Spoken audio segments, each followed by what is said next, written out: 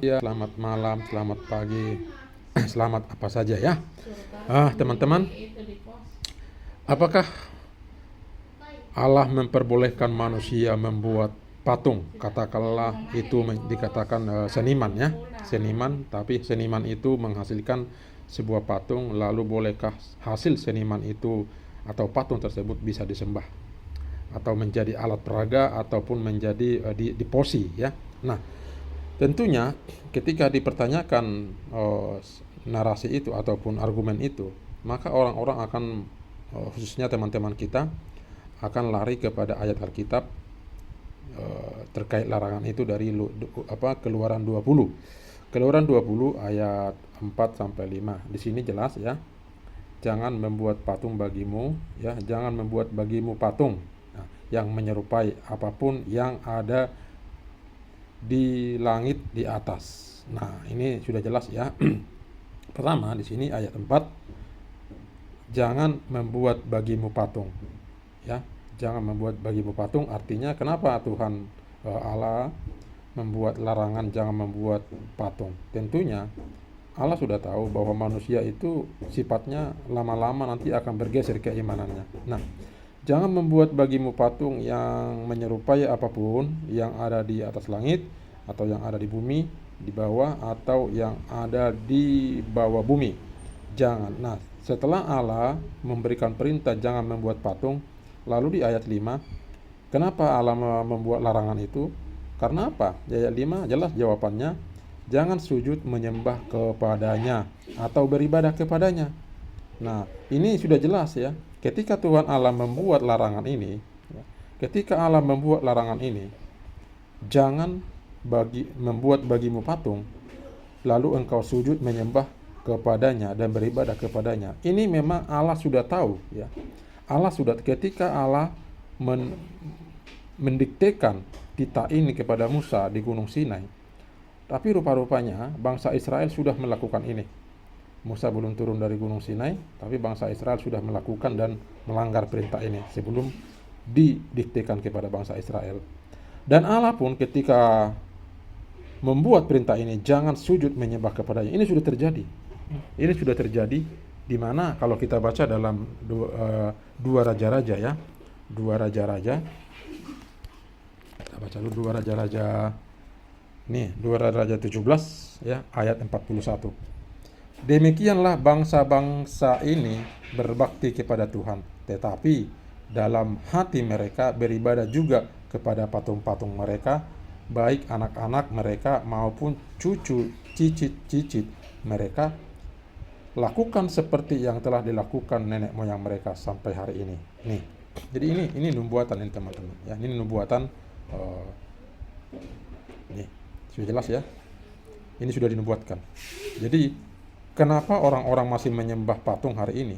Dan memang ini sudah tertulis sampai hari ini loh. Nih, sampai hari ini. Demikianlah bangsa-bangsa ini berbakti kepada Tuhan. Siapa bangsa-bangsa ini? Bangsa-bangsa inilah bangsa-bangsa durhaka. Siapa bangsa-bangsa ini? Ya. Bangsa-bangsa ini selain bangsa Israel juga bangsa-bangsa durhaka. Nih, coba kita buka Kisah 2 ayat 23. Kisah 2 ayat 23. Nih, coba saya buka. Kisah 2.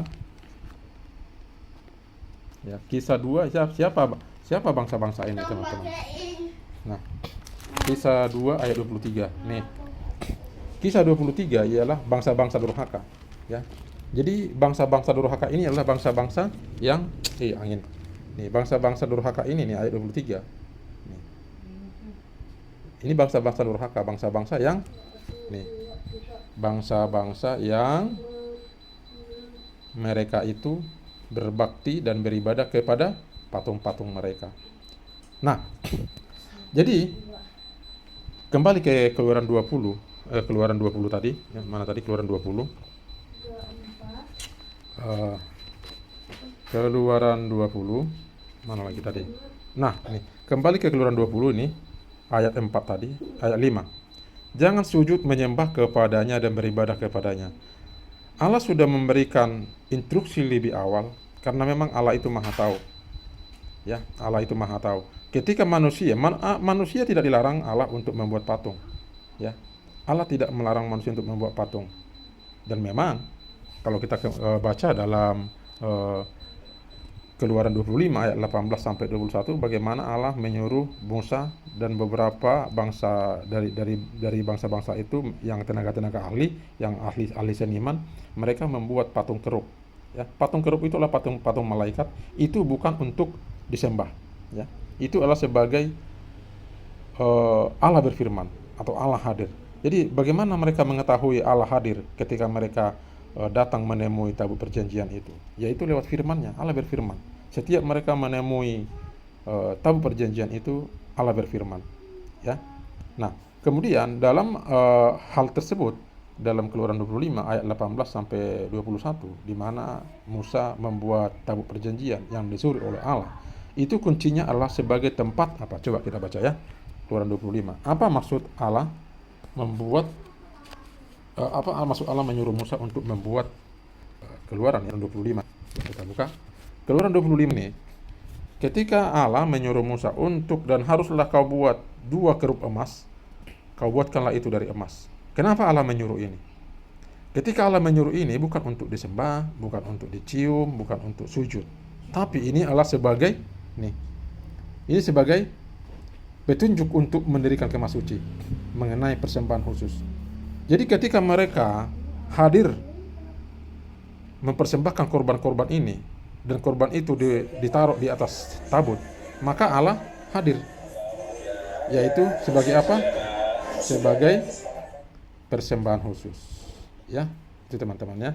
Jadi sudah paham ya teman-temannya, kenapa Allah menyuruh Musa supaya bangsa Israel untuk tidak membuat patung lalu sujud dan menyembah kepada mereka. Karena apa? Nah, ini dia jawabannya. Tadi sudah saya kutip dalam 2 Raja-Raja ini ya, dalam 2 Raja-Raja 17 ya. 2 Raja-Raja 17. Demikianlah bangsa-bangsa ini berbakti kepada Tuhan. Ya, memang mereka berbakti kepada Tuhan.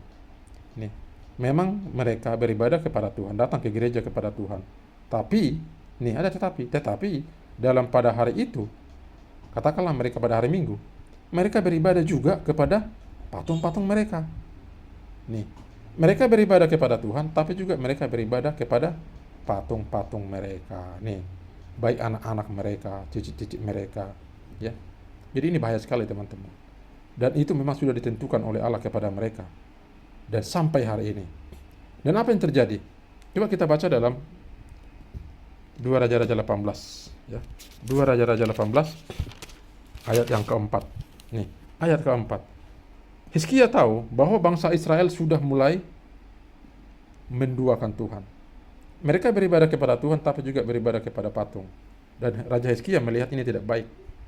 Ya. Lalu Hizkia apa? Lalu Hizkia, dialah yang menjauhkan bukit-bukit pengorbanan dan meremukkan tugu-tugu berhala dan menebang tiang-tiang berhala yang menghancurkan ular tembaga yang dibuat Musa. Jadi ular tembaga yang dibuat oleh Musa, yang didiktekan Allah kepada Musa, di mana saat itu bangsa Israel bersungut-sungut, ya. Ketika mereka telah menang berperang, lalu mereka melanjutkan perjalanan, tapi mereka kehabisan makanan, lalu mereka bersungut-sungut, bangsa Israel bersungut-sungut, lalu datanglah ular tenun, ular tedung, lalu memanggut mereka dan mati, sehingga mereka mulai sadar. Lalu Allah menyuruh Musa untuk membuat ular tedung. Jadi ular tedung itu dibuat bukan untuk disembah, bukan untuk sujud dan lain sebagainya, tapi untuk hanya dilihat saja.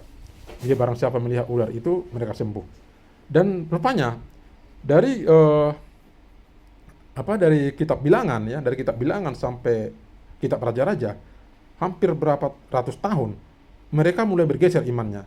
Tadinya ular tedung itu hanya untuk dilihat, tapi lama kelamaan mereka mulai apa? Mereka mulai menyembah patung itu. Mereka mulai menjadikan berhala kepada patung itu. Nah, sehingga apa? Sebab sampai pada masa itu orang Israel memang masih membakar korban bagi ular itu, yang namanya disebut Nehustan. Artinya apa? Artinya mereka beribadah kepada Tuhan, tapi juga mereka beribadah kepada patung. Ya. Inilah bahayanya teman-teman. Ya, kita datang ke gereja, kita beribadah kepada Tuhan, tapi kita juga beribadah kepada patung. Jadi Allah berfirman, Tuhan Yesus berkata, engkau tidak bisa mengabdi kepada dua Tuhan. Amin.